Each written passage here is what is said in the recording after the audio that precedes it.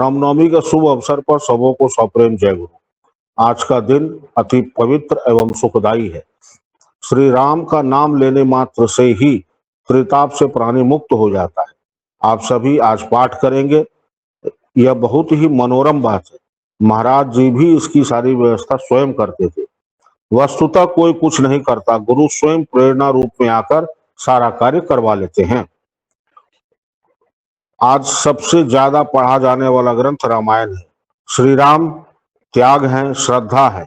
हम सबों को भी यह समझना होगा कि जब तक अयोध्या में रहे युवराज राम कहलाए और जब वनवास से वापस लौटे तो मर्यादा पुरुषोत्तम श्री राम कहलाए। श्री राम के दरबार के अंगरक्षक श्री हनुमान जी है। भक्तों से पूछते हैं, क्या तुमने त्याग किया, सेवा की, ब्रह्मचर्य का पालन किया, तभी मर्यादा पुरुषोत्तम श्री राम का दर्शन संभव है, अन्यथा द्वार से ही वापसी हो जाती है। जब विग्रह रूप त्रिकुटी में दिखने लगे, प्रत्येक प्राणी में श्री राम के दर्शन होने लगे, तो समझना चाहिए कि कृपा आनी शुरू हो गई है। निरंतर नाम जप करना और मेरे ठाकुर कैसे प्रसन्न रहें, इसके लिए जो सदैव प्रयासरत रहे वही श्री हनुमान है। मेरे राम और हनुमान जी दोनों एक ही हैं। हनुमान जी सेवा परायण है। उनकी सेवा भरत, माँ सीता एवं शत्रुघ्न को खटकने लगी।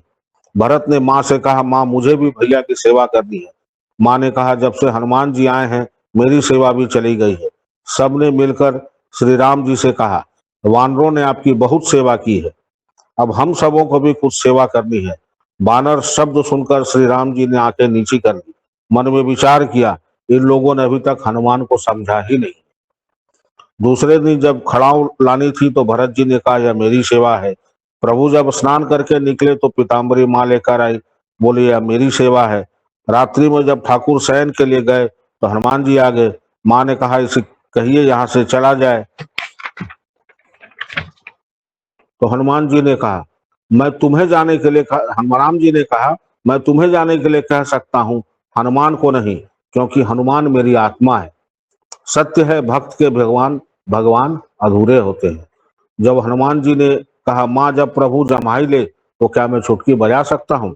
इस प्रकार चुटकी बजाने का काम हनुमान जी को दिया गया। अब हनुमान जी चुटकी बजाते रहे, माँ परेशान हो गई। भरत जी, शत्रुघ्न जी भी हैरान हो गए। अचानक भाई को कौन सी बीमारी लग गई। फिर समझ में बात आ गई कि प्रभु बिना हनुमान के रह नहीं सकते, और पुनः हनुमान जी की पूर्णकालिक सेवा प्रारंभ हो गई।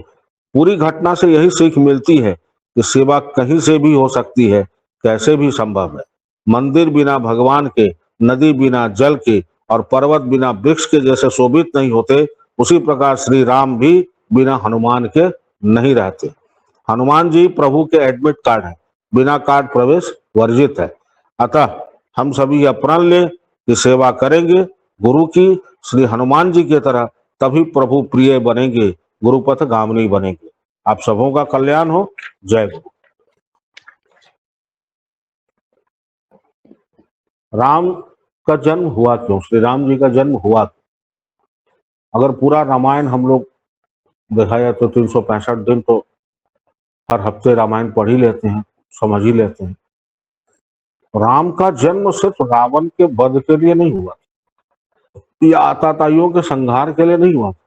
राम का जन्म इस समाज में उस मूल्य की स्थापना के लिए हुआ था जिसकी आज बहुत जरूरत है, कि भाई से प्रेम कैसे हो, माँ की सेवा कैसे हो, पिता के वचन के लिए क्या पुत्र को करना चाहिए, पति और पत्नी का संबंध कैसा होना चाहिए, मेहमान के साथ मालिक का संबंध कैसा होना चाहिए, और सेवक के साथ मालिक का संबंध कैसा होना चाहिए, क्योंकि इन्हीं सब को लेकर के एक मनुष्य का जीवन बनता है।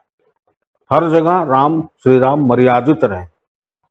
हम लोग अपने क्षणिक सुख के लिए किसी भी हद तक नीचे जाने को तैयार हो जाए। 1 घंटे 2 घंटे का सुख है, लेकिन उस व्यक्ति के नजर से उतर जाते हैं जिसकी नजर में हम कभी अच्छे थे।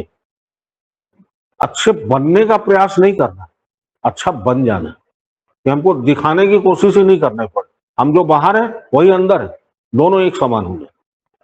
और ये मर्यादा ही स्थापित करने के लिए श्री राम का जन्म हुआ। क्योंकि द्वापर में जब श्री कृष्ण का जन्म हुआ था तो उन्होंने नीति पर काम किया। अगर कोई अधिकार की बात नहीं करेगा तो महाभारत होगा। और युद्ध जीतने के लिए छल भी है, प्रपंच भी है, कूटनीति भी है। लेकिन श्री राम के जीवन में कहीं कूटनीति नहीं है, राजनीति भी नहीं है, सिर्फ विचार नीति है। और इसी विचार को हम लोग अपना लें तो हम लोग का जीवन भी अच्छा बन जाएगा। एक छोटा सा घर के लिए, एक छोटा सा जमीन के लिए हम लोग लड़ जाते हैं, कैसा कैसी हो जाता है, मिलता क्या है? जब जाते हैं तो सब यहीं रह जाता है, आत्मसंतोष के लिए। इसी दिशा, इसी बात को तो मोड़ देना है कि जहां संतुष्टि दिख रहा है वो बाद में दर्द का ही कारण बनेगा, बीमारी बनेगा। क्योंकि आपने जिस तरह से धन अर्जित किया, आपका बेटा उसी तरह से बुला देगा, उसको बर्बाद कर देगा। इसलिए काम भी करें, नाम भी लें, लेकिन काम करें मर्यादा के अनुसार। इसीलिए कहा गया कि धर्म, अर्थ, काम और मोक्ष, अर्थ को धर्म और मोक्ष के बीच में रखा गया है। क्यों? क्योंकि धर्म जो, अर्थ जो है वो धर्मानुकूल होगा तो मोक्ष अपने आप मिल जाएगा। तो धर्मानुकूल हो कैसे? इसका उपाय है, एक तो ईमानदारी की कमाई हो, और उससे जो दान है, हम एक व्यक्ति के ऊपर चार चीजों का दायित्व है। परिवार का दायित्व, उसमें सारे आ जाते हैं। राज्य का दायित्व और देश का दायित्व। देश में कोई आपदा हो, विपदा हो, उसमें भी आप मदद कीजिए। राज्य में कोई आपदा हो, उसमें आप मदद कीजिए। एक भिखारी है, वो भी हमारा दायित्व है, वो भी हम ही लोग के दिए हुए से चलता है ना। वहां ये मत कहिए कि वो क्यों आया, वो सिखाने आता है कि हमने नहीं दिया था, आज हम यहां पहुंच गए, तुम नहीं दोगे तो कल तुम मेरे जगह आ जाओगे। इसलिए दान देना शुरू। हर चीज के पीछे कारण और वास्तविक कारण। हम लोग लगता है 1 रुपया दान करे, क्या दिए? जिसका दिया हुआ दे रहे हो तो निर्गुण है, उसको तो कोई फर्क ही नहीं पड़ता। हम क्या दिए? दे के भूल जाइए। बाबा कहते थे दाहिने से दो तो बाएं हाथ को पता नहीं चलना।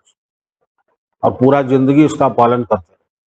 कई बार तो माँ को, कई बार क्या, अक्सर माँ को पता ही नहीं चलता था कि क्या कर। कभी कुछ पता चला भी तो तब तक इतना पुराना बात हो गया, बात का कोई मायने नहीं रहा। तो ये 4 दायित्व तो हम लोग के ऊपर है, और इस चारों को अगर निभा दिए हम लोग तो जीवन तो कंप्लीट हो गया। अगर गुरु में भगवान नहीं दिखे, व्यक्ति में भगवान नहीं दिखे, तो मंदिर या तीर्थ कुछ भी कर लीजिए, दर्शन नहीं है। इसलिए जो कुछ अच्छा मिले तो भूलिए नहीं, भगवान को भूलिए नहीं, नहीं तो झूलते रह जाएंगे जीवन के पीछे। जय गुरु। आज फिर अभी आरती के बाद संपूर्ण रामायण